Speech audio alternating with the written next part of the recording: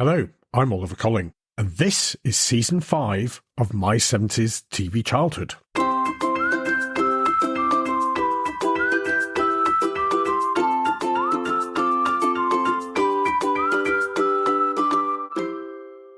Hello, and welcome to Episode 1 of the 5th season of My 70s TV Childhood. And they said it wouldn't last. How wrong they all were.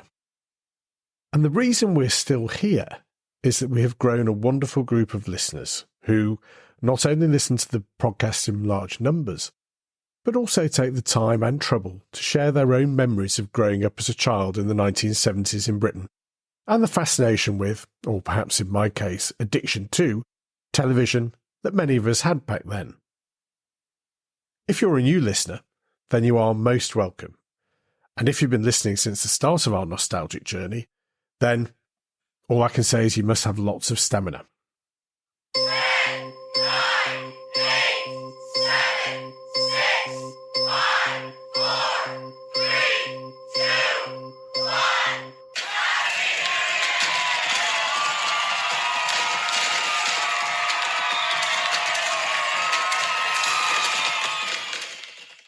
It's a new year as I record this, so Happy New Year, everyone.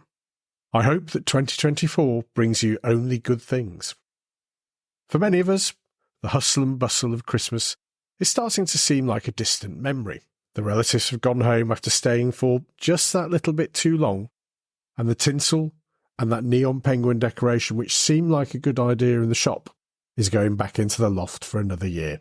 Yes, we're in that post-Christmas sort of mini depression period, when all we have to remember the Christmas season by is a dwindling supply of Quality Street and an unopened box of dates still sitting in the cupboard. Even the novelty socks, which seemed vaguely amusing on Christmas Day, now sit rather sadly in a drawer, as we all realise that there will actually never be a suitable occasion for us to wear them. It's also a time of making resolutions and committing to do all kinds of good things, which will make us healthier, happier, wealthier, and feel better about ourselves. Have you made any New Year's resolutions? And how are they going? Oh yes, I thought so. I last made a New Year's resolution in January 1978, which was never to make another New Year's resolution. So I'm quite proud I've managed to keep that one going for so long. I think I must have been a slightly precocious child. So going back to resolutions, how many of you had joined the local gym or started the Couch to 5K running programme? Well done if you've done either, and good luck. Although it is worth remembering that the business model of just about every gym assumes that there's a huge influx of cash from people taking up new subscriptions in January, and then there's an expectation that at least 60% of those new customers will hardly set foot over the threshold after the middle of February. Cynical perhaps, but true. So given that January is, well, a bit of a downer, not least because many get paid early in December, and then have to eke that pay out until the end of January, just as those Christmas credit card bills start rolling in. We've got a great chance to cheer you up on My 70s TV Childhood with some lovely heartwarming memories of 70s childhood television. But we're not going to do that. Oh no. Instead, I'm going to take you back to one of the most gripping, but also one of the most miserable, bleak, and frankly grim programmes I watched as a child. It was shown on Wednesday nights at 8:10 on BBC One between 1975 and 1977. And from the opening sequence, it was clear it wasn't going to be a barrel of laughs. But I loved it.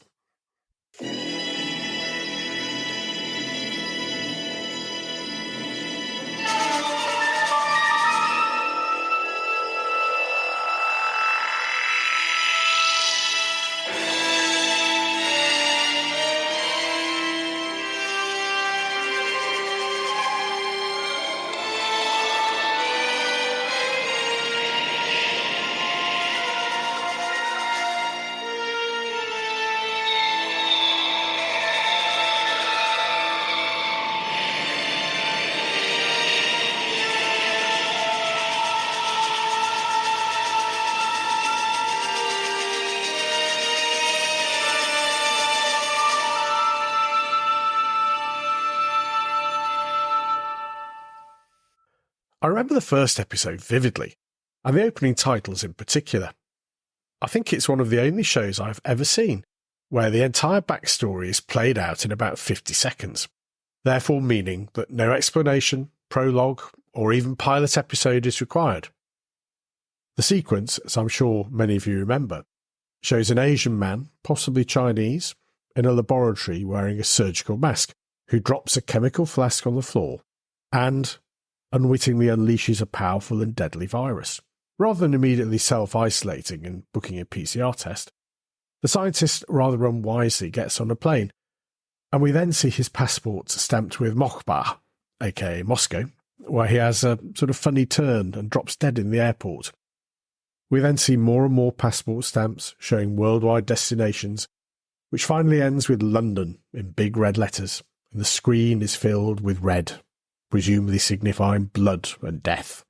It's all very clever, really, because what more do you need to know? Deadly virus sweeps world, kills lots of people. I'll put up a link to the opening sequence on our blog at www.my70stvchildhood.com, where you can take a look and leave me your thoughts. While I'm on that subject, let me remind you of some of the other ways you can get in touch. You can tweet us at 70s TV Childhood, find us on Facebook and YouTube under the handle at My70s TV Childhood. We're also on LinkedIn, or if that's all too much for you, you can simply email me, oliver@my70stvchildhood.com. Anyway, back to Survivors and back to 1975. The opening episode introduced us to some of those who were to become the main protagonists. Two women, Jenny Richards and Abby Grant. Jenny, played by Lucy Fleming, is a normal, everyday woman living in London. I remember that she had a friend who was a doctor in a big London hospital, who tells her that hundreds of people are dying of this disease, but the government is covering up what's happening by claiming there's a flu epidemic. Oh, and I think she asked the doctor to see a friend of hers who had the disease. Yes, that's right, and once he's spilled the beans, it's clear that we and the country and probably the world are only going in one direction. Jenny's friend dies, and then the doctor becomes ill too and warns Jenny, who seems to have immunity from the disease, to get out of London before anarchy erupts, which, wisely, she does, although not without seeing lots of people dead or dying. There's plenty in this for young children with a vivid imagination. Lots of extras lying in the street, bodies hanging out of crashed cars, and the odd person staggering about before dropping dead. Absolutely brilliant. Anyway, so that's Jenny. We also meet Abby, played by Carolyn Seymour, who's a home county's wife in the sort of Margot from The Good Life type of mould, who gets the disease and falls into a coma, whilst her husband, played by Peter Bowles, looks after her. Ah, I hear you say, not another Peter Bowles starring role. Well, unfortunately not, because when Abby wakes up, she finds her husband is dead on the sofa, along with everybody else in her home county's village, which is a bit of a shocker, I have to say. Eventually she decides to go and find her son, Peter, who is at boarding school, and she finds out that he and those pupils who haven't died have gone off camping in the country to try and survive. Having learned this, she goes home and does what any sensible person might do, cuts off all her hair, before setting fire to a house, giving her husband a kind of Viking burial, I suppose. So episode 1 sets the tone for the rest of the series. Along the way, the two women are joined by Greg, played by Ian McCulloch, not the lead singer of Echo and the Bunnymen, who takes on the more traditional male hero role, and several others, including Tom, played by Telfrin Thomas, who was a seedy, dissolute tramp with questionable morals, who became part of one of the most memorable storylines of the show. Now, this is going to sound a bit unfair on Telfrin, who I'm afraid is no longer with us, but I really didn't like the character he played in Survivors, and I also didn't like the character he played in Dad's Army, Private Cheeseman, who seemed absolutely pointless and totally unfunny. But that's another podcast episode. Clearly, given recent global events, the notion of a deadly virus escaping from a lab in China and rapidly infecting the population worldwide isn't as far-fetched an idea as it might have seemed to us in 1975. The series was devised by Terry Nation of Doctor Who fame, who managed to create so many scary monsters and ideas like Survivors that I do start to worry about him. Apparently, the idea for the show came to him when there was a power cut in the country village he lived in, and he wondered what it might be like if the lights didn't come back on again. He quickly worked out that he wouldn't last long himself, and so the idea of Survivors was born. In that first series, we were reminded time and time again that so much of what we depend on in the Western world is the product of a complex industrial economy, and if that was threatened, then only the most audacious and innovative would survive. It was stressed that the power supplies failed because the people who ran power stations were dead, that food ran out because there was nobody to process it and deliver it to shops, and the whole theme was darkly apocalyptic and, as a result, thoroughly depressing. As Abby, Greg, Jenny and the others travelled into more and more remote parts of the countryside, there was no let-up in the bleakness of the plots, or of the fate of the human race. This allowed for lots of great one-off storylines, like Abby, or was it Jenny, stumbling on what seems to be a progressive community run by a trade union leader, played by the great George Baker. Even this brief promise of a positive future is quickly snuffed out when Baker turns out, surprise surprise, to be a megalomaniac who summarily executes anyone he doesn't like the look of, causing Abby, or was it Jenny, I can't remember, to literally run for the hills. The storylines were a bit grim for the 8:10 slot on BBC One, when children like me might be sneaking a peek. In almost every episode, somebody met a violent death, and human behaviour was seen at its most cynical and destructive, all of which was great for us younger viewers. As the series went on, the group of survivors became more established and ended up living together on a country estate in a sort of commune, but even then they weren't safe. In what was the most memorable and shocking episode of the first series, Tom, the dodgy Welshman mentioned earlier, murders Wendy, one of the commune members, after she rejects his sexual overtures. Tom stays quiet, and the finger of guilt is pointed at Barney, a kindly, childlike man with what we would now call learning disabilities, who doesn't really understand what has happened, and who was a friend of Wendy. Barney is put on trial by members of the community and found guilty, and then, shockingly, is sentenced to death as a result. I remember the terrible scene where he's led outside by Greg, bewildered at what's going on, before we hear a gunshot and see the birds flying from nearby trees. Almost immediately, Tom breaks down and confesses, but is spared a similar fate, although he was subsequently killed a few episodes later.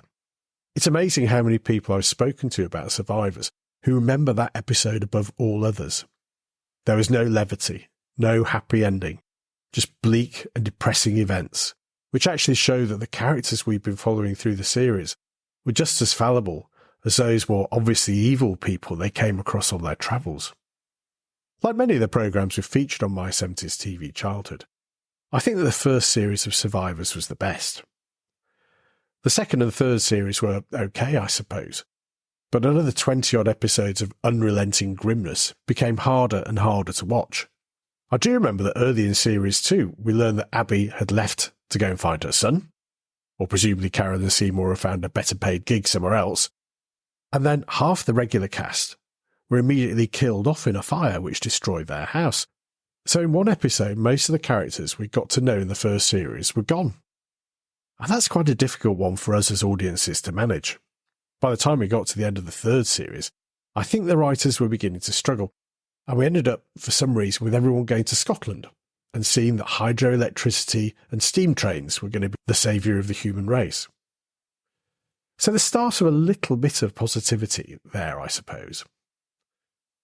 In truth, the series ran out of steam, as I'm not sure any of us could stand much more misery. Even for me as a young child, the high death count and utter, unrelenting despair did become a bit grinding. But Survivors occupies a unique spot in 70s TV history. Strangely, I don't ever remember the BBC repeating the show, although I'm sure some of our listeners might be able to confirm whether that's true or not.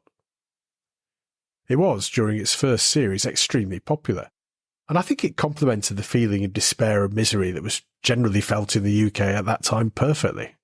Like lots of other former hits, the BBC tried to revive it, this time in 2008, but like a lot of the other reboots that had been tried, I didn't really see the point, particularly as they cast lots of good-looking, rather cool actors in the main parts. Part of the success of the original show was that viewers could relate to many of the characters being, well, much like them, and so could imagine how they might react if a global pandemic hit.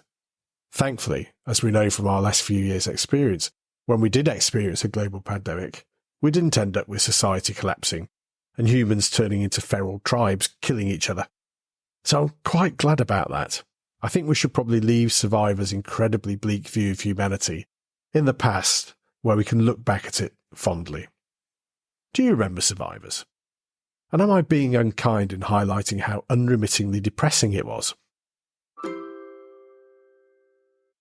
Let me know by commenting on our blog at www.my70stvchildhood.com or by contacting us via one of our many social media sites mentioned earlier in the episode. So I hope that's helped your new year get off to a thoroughly depressing start. Don't forget, it could be a lot worse than a long depressing January. Just remember what happened in Survivors. But seriously, I wish you and those you love all the best for a happy, prosperous and safe 2024. And don't forget to make listening to our podcast one of your New Year resolutions. Take care and join me again soon for more from My 70s TV Childhood.